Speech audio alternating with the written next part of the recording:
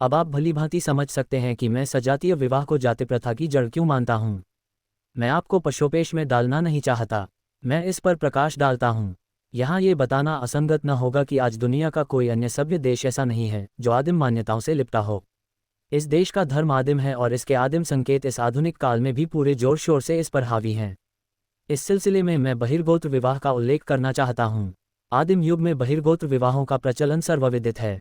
युग परिवर्तन के साथ साथ तो इस शब्द की सार्थकता ही जाती रही और रक्त के घनिष्ठतम रिश्ते को छोड़कर इस संबंध में विवाहों पर कोई प्रतिबंध ही नहीं रहा। लेकिन भारत में आज भी बहिर्गोत्र विवाह प्रथा ही प्रचलित है।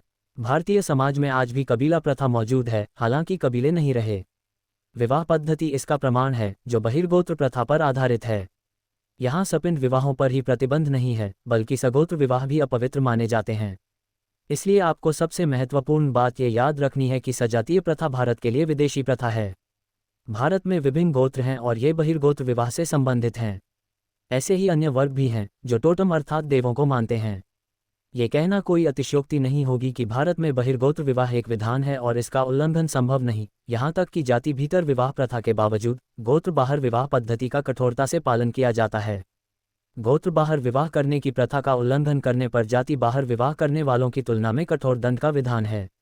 आप देख सकते हैं कि बहिर्गोत्र विवाह का नियम बना दिया जाए तो जाति प्रथा का आधार ही मिट जाए, क्योंकि बहिर्गोत्र का अर्थ परस्पर विलय है। परंतु हमारे यहाँ जाति प्रथा है। परिणाम यही निकलता है कि जहाँ तक भारत का संबंध है, यहाँ बहिर्गोत्र विवाह विधान से अंततः जाति अर्थात सजातीय विवाह विधान भी जुड़ा है।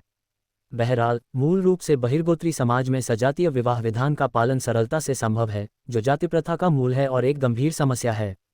इसी विधान के माध्यम से बहिर्गोत्र विवाहों के रहते सजातीय विवाह होता।